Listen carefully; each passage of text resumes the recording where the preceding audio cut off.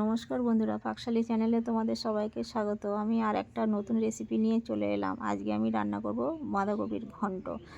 তার জন্য আমি বাঁধাকপি, আলু, মটরশুঁটি, টমেটো কেটে ধুয়ে পরিষ্কার করে নিয়েছি। উনুনে একটা কড়া বসিয়ে কিছুটা বাদাম ভেজে তুলে নিলাম।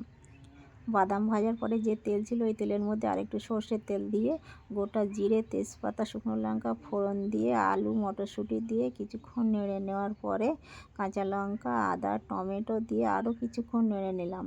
তারপরে লবণ, হলুদ গুঁড়ো, জিরের গুঁড়ো, লঙ্কার গুঁড়ো দিয়ে কিছুক্ষণ নাড়ার পরে বাঁধাকপি দিয়ে আরও কিছুক্ষণ কষে নেওয়ার পরে ঢেকে দিলাম। ঢাকনা তুলে দেখলাম বাঁধাকপি সেদ্ধ হয়ে গেছে, বাঁধাকপির জলও শুকিয়ে গেছে। এবার আমি স্বাদ মতো চিনি, ভেজে রাখা মশলা দিয়ে দিলাম। দিয়ে বেশ কিছুক্ষণ নাড়ার পরে একটা পাত্রে বাঁধাকপি নামিয়ে নিয়ে উপর থেকে কুচনো ধনেপাতা, ভেজে রাখা বাদাম ছড়িয়ে দিলাম। তৈরি হয়ে গেল বাঁধাকপির ঘন্ট। নমস্কার।